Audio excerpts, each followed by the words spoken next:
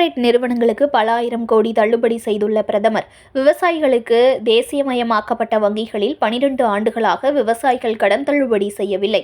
இது பிரதமரின் கொள்கை முடிவா? இந்த முடிவை பிரதமர் மாற்றிக்கொள்ள வேண்டும். மன்னார்குடியில் விவசாய மன்ற தலைவர் இதை தெரிவித்துள்ளார்.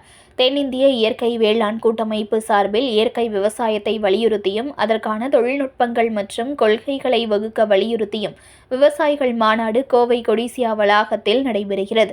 இந்த மாநாட்டில் பிரதமர் மோடி சிறப்பு விருந்தினராக கலந்து கொண்டு மாநாட்டை தொடங்கி வைத்து பேச வரும் பாரத பிரதமர் நரேந்திர மோடிக்கு தமிழகம் முழுவதும் விவசாயிகள் எதிர்ப்பு தெரிவித்தும் கோரிக்கை விடுத்து வருகின்றனர்.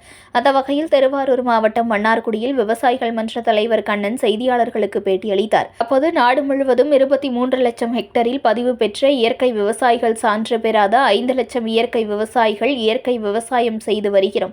இதனால் வரையிலும் மத்திய அரசு உற்பத்தி மானியம் விவசாயிகளுக்கு வழங்கவில்லை. இதனால் இயற்கை விவசாயத்திலிருந்து செயற்கை விவசாயத்திற்கு மாறும் ஒரு சூழ்நிலை ஏற்பட்டு வருவதாகவும், அதேபோல் பிரதமர் விவசாயிகளுடைய தானியங்களுக்கு 2 மடங்கு விலை தருவதாக கூறினார். இதனால் வரையிலும் எந்த ஒரு தானியங்களுக்கும் 2 மடங்கு விலையை கிடைக்கவில்லை. இடிபொருட்களுக்கு 3 மடங்கு விலையை உயர்த்தியுள்ளதாகவும், நாடு முழுவதும் கார்ப்பரேட் நிறுவனங்களுக்கு பல ஆயிரம் கோடி தள்ளுபடி செய்துள்ள பிரதமர், விவசாயிகளுக்கு தேசியமயமாக்கப்பட்ட வங்கிகளில் 12 ஆண்டுகளாக விவசாயிகள் கடனை தள்ளுபடி செய்யவில்லை. இது பாரத பிரதமரின் கொள்கை முடிவா?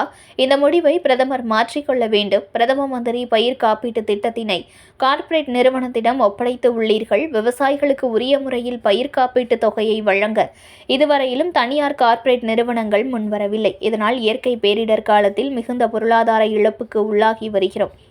பிரதம மந்திரி பயிர் காப்பீட்டு திட்டத்தை மத்திய அரசு எடுத்து நடத்த வேண்டும். இயற்கை விவசாய மாநாட்டிற்கு வருகை தரும் பிரதமர் இயற்கை விவசாயிகளை பிரதமர் வாழ வைப்பார் என்ற நம்பிக்கை உள்ளது. தமிழகத்திற்கு பேரிடர் காலத்தில் வழங்க வேண்டிய நிவாரணத் தொகையை உடனே வழங்க வேண்டும் எனவும் விவசாயிகள் கோரிக்கை விடுத்துள்ளனர். இடுபொருளுக்கு மட்டும்தான் 3 மடங்கு வரைக்கும் விலையை ஏற்றி தந்திருக்காங்க. நாடு முழுவதும் தேசிய மயமாக்கப்பட்ட வங்கியில் 12 ஆண்டு காலமாக எந்த ஒரு விவசாயிகளுக்குமே ₹1 கூட கடனை தள்ளுபடி பண்ணலை. அதற்கு மாறாக கார்ப்பரேட் கம்பெனிகளுக்கெல்லாம் பல ஆயிரம் கோடி ரூபா கடனை தள்ளுபடி பண்ணுறீங்க. ஏன் இந்த விவசாயிகள் இந்த கடுமையாக முதுகெலும்புங்கிறீங்க? விவசாயிகள்லாம் நாட்டோட முதுகெலும்புங்கிறீங்க. எதற்காக அந்த முதுகெலும்பு உள்ள விவசாயிகளோட கடனை தள்ளுபடி பண்ணக்கூடாதுன்னு ஒரு கொள்கை முடிவு இருக்கா? அதை உடனடியாக பிரதமர் மாற்றிக்கணும். இந்த மாநாட்டு வாயிலாக அனைத்து விவசாயிகளும் நாங்கள் கேட்டுக்கொள்கிறோம்.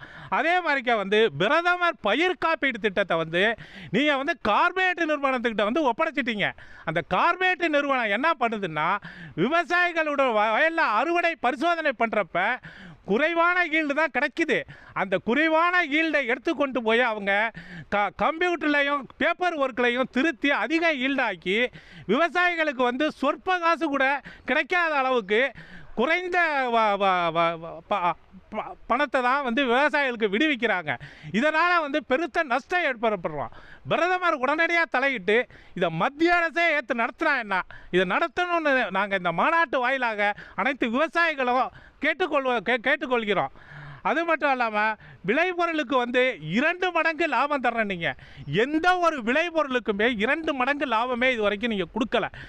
அதனால் நீங்கள் வாக்குறுதியை கொடுத்ததை ஒன்றா இருக்குது, வாக்குறுதி அதுக்கு மாறாக தான் இருக்குது. அந்த வாக்குறுதியை நிறைவேற்றுவீங்கன்னு நாங்கள் தமிழ்நாட்டை நீங்கள் வருகை தர்றீங்க. நாங்கள் எல்லா விவசாயிகளுக்கும் உங்கள் பிரதமருக்கு ஒத்துழைப்பு கொடுத்து இந்த மாநாட்டுக்கு எல்லா விவசாயிகளும் சாரையாக நாங்கள் வர்றோம். இந்த மாதிரி கோரிக்கையெல்லாம் நீங்கள் நிறைவேற்றிங்கன்னு வர்றோம். அதே மாதிரி அந்த கோரிக்கையை நிறைவேற்றுறோம். தமிழ்நாட்டுக்கு அந்த அந்த இதில் சுத்தமாக எங்களுக்கு அந்த இடுபொருள் மானியங்கிறது எங்களுக்கு சரியாகவே கிடைக்கல.